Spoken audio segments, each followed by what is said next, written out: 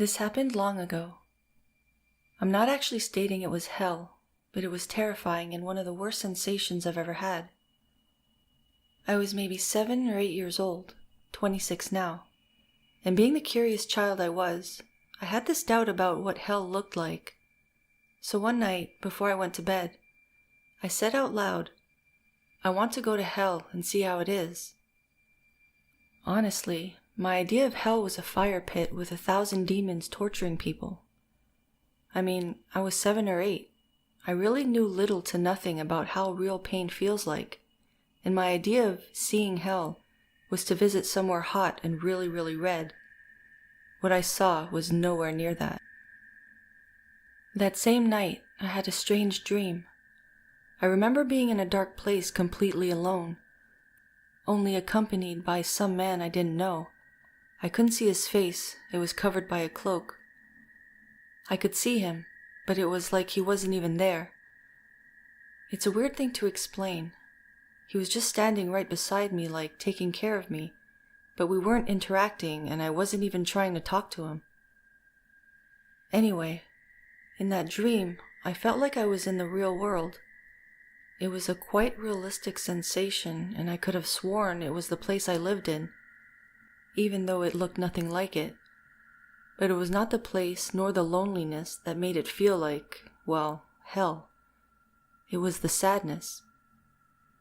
In that place, I knew the people I loved the most, my grandparents and my nanny, were dead, all alive at the time. I was tearing myself apart, and I felt a pain and a grief I've never felt in my whole life. It was like every inch of my body and soul was in an indescribable sorrow. There are no words to measure the desolation of that moment. After a despair that felt like 1,000 years, the man came to me and said it was time to go back. I woke up and I realized I was crying. The emotions I had in that place were still with me, but soon vanished. In that moment, at 7 or 8 years old, I understood what real pain feels like, and I learned that if there is a hell, it wouldn't be a room full of lava. It would be a place where you will face your deepest fears. Honestly, this thought scared me way more than the traditional idea of hell, and somehow marked me. I've lived genuinely afraid of losing the people I loved ever since. I don't know if this is a price for my curiosity, if what I saw was indeed hell.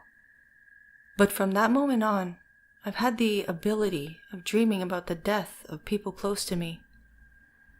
Needless to say, it does become true soon after that.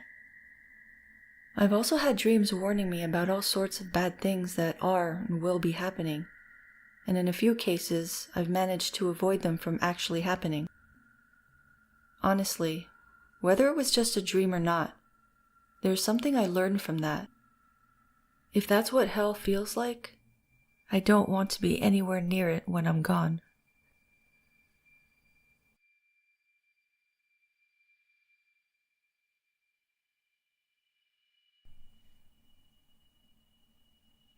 So I've never told anyone this story before.